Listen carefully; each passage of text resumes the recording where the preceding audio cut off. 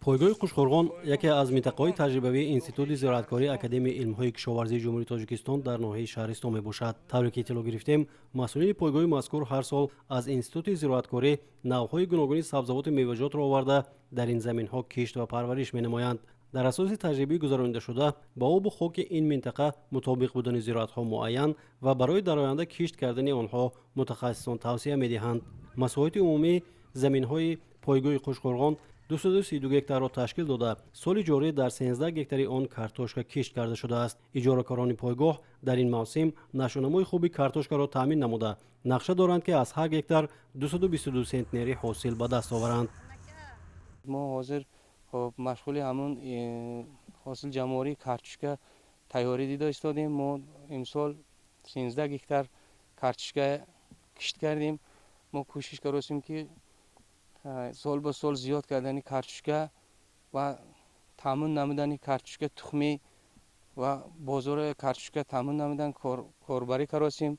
امسال ما کشت کارتوشکا علایدین یعنی دو پوسته کارتوشکای سرخ و پیکاسو کشت کردیم. امسال از روی ابرابچ 222 سنتنری حاصلناکی کارتوشکا گرفتن حرکت میکنیم و اجرا میکنیم که همین خیلی حاصلناکی بلند زیادتر و خصوصیت میگیریم.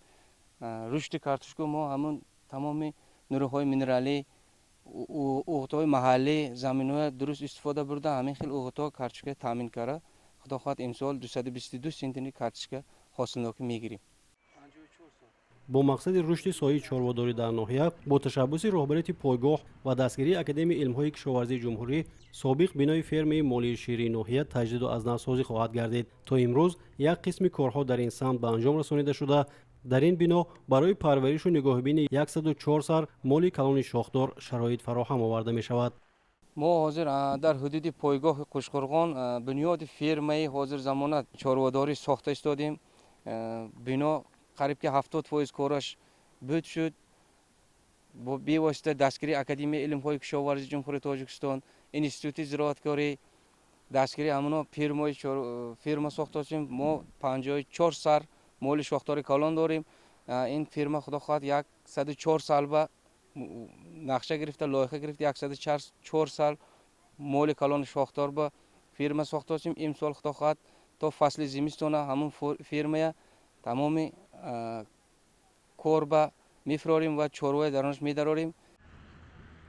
شهرستان یکی از ناحیه‌های کشاورزی ولایت محسوب یافته. آب و خاک این منطقه برای پرورش نوع‌های گوناگون کارتوشکا موافق است. این زمان در حدود ناحیه جمعواری کارتوشکا متشکلانه ادامه دارد. کشاورزان برای تامین بازار داخله با محصولات خوش‌صفت خودی جد و جهد دارند. سال جاری در ناحیه ما 1200 گکتار کشتی کارتوشکا به نقشه گرفته شده. 1205 گکتار اجرا نموده.